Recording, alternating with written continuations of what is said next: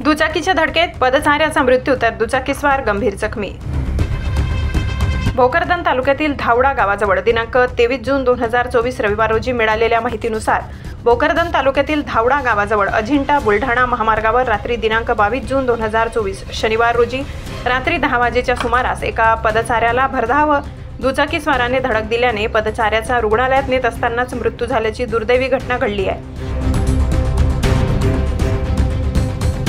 याविषयी सविस्तर माहिती अशी की धावडा येथील रहिवासी असलेले राजाराम काळूराम वैरी वय 52 वर्ष हे रात्री 10 वाजेच्या सुमारास अजिंठा बुलढाणा महामार्गावर धावडा गावाजवळ आपल्या शेताजवळ फेरफटका मारत असताना भरधाव दुचाकीने त्यांना जोराची धडक दिली। उपस्थित नागरिकांनी त्यांना तात्काळ सिल्लोड येथील ग्रामीण रुग्णालयात उपचारासाठी नेत असताना प्रवासादरम्यानच त्यांचा मृत्यू झालाय।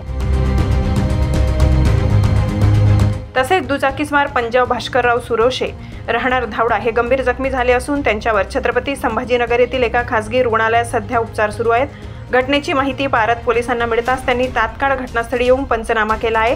पुढील तपास पारत पोलीस करत आहेत। या घटनेमुळे परिसरात हळहळ व्यक्त होत आहे।